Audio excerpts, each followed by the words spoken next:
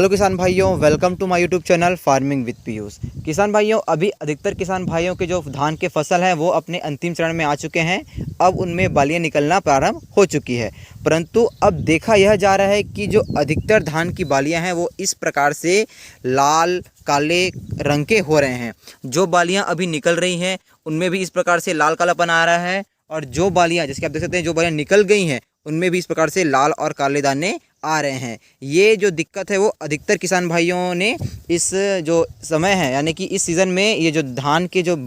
दानों के जो लाल और कालेपन का जो दिक्कत है वो अधिकतर किसान भाइयों के धान पे आ रहा है। किसान भाइयों, इसका कारण क्या है? इसका कारण यह है किसान भाइयों कि जब हमारे जो धान है वो इस प्रकार से फ्लावरिंग स्टेज में थी, जैसे कि आप देख रहे हैं, जब इस प्रकार से यह फ्लावरिंग स्टेज में थी तब उसमें हुआ क्या कि अधिक बारिश और अधिक हवा के कारण क्या होता है, जब इसमें जो फ्लावरिंग होने का समय क्या होता है, सुबह सुबह इसकी जो मुंह खुले रहते हैं, तो इस समय इनमें दूध का भराव ठीक से नहीं हो पाता है, जिसके कारण होता क्या है कि इसके जो दाने हैं वो इस प्रकार से लाल दिखने लगते हैं, और इसके अंदर जो है दूध का भराव ना होने से यह काले पड़ जाते हैं और इनमें चावल जो है वह नहीं भर पाते हैं। किसान भाइयों, जिन किसान भाइयों के जो खेत में धान की बालियां पूरी तरह से निकल चुके हैं उनमें तो यह दिक्कत देखने को नहीं मिला है, परंतु जिन किसान भाइयों के जो धान के फसल हैं उनमें जो बालियां जो अभी इस प्रकार से जो भी निकलने की अवस्था में आई है, यानी कि जो अभी शुरू निकल रहे हैं, उनमें जो है यह दिक्कत अधिक देखने को मिल रहा है।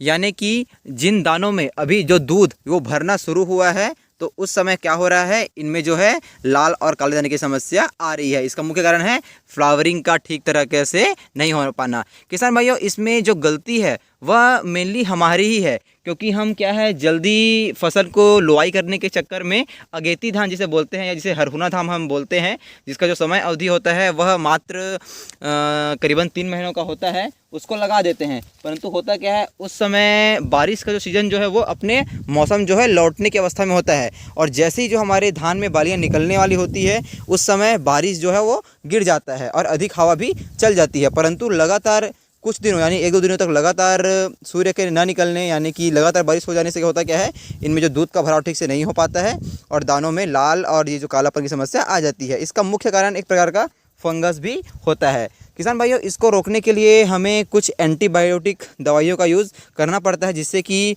ये जो कुछ दाने के समय, जैसे आप देख सकते हैं कि जो दाने लाल काले हो चुके हैं उनको तो रोकना अब मुश्किल है, यानी कि इसको तो रोका नहीं जा सकता है, परंतु जो दाने अभी भर गए हैं पूरी तरह से, उनको रोकने के लिए हम इसमें एंटीबायोटिक दवा का प्रयोग करके इसे रोक सकते हैं। किसान भाइयों, इसके लिए हम मेनली प्रोपिकोनाजोल को 250 ml प्रति एकड़ के हिसाब से अपने खेतों में छिड़काव करेंगे, जिससे कि ये जो दाने अभी बचे हुए हैं जो फंगस के अटैक से रुक गए हैं वह ठीक ठाक रहेंगे, उनमें ये जो काले दाने की समस्या है वह नहीं आएगी। और किसान भाइयों, जो लाल दाने की समस्या आई है उसके लिए आइसोप्रोपिलीन जो है वह बेस्ट दवा है, यानी कि लाल जो दाने हो रहे हैं उसके लिए हम आइसोप्रोपिलीन दवा का छिड़काव अपने खेतों में करेंगे, जिससे जो लाल दाने की समस्या से हम राहत पा लेंगे। किसान भाइयों,